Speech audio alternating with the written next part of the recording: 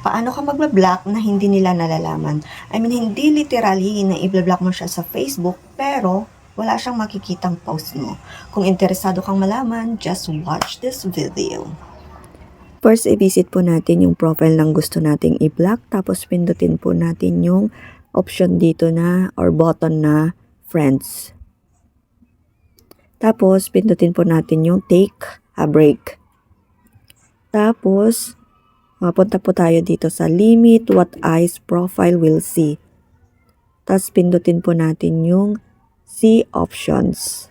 Then, iselect po natin yung pangalawang option, itong hide your post from eyes profile.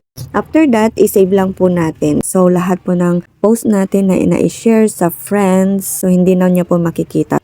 Except po, syempre, yung mga public posts. Yun lang po. Thank you for watching and don't forget to like, comment, and share, and follow for more.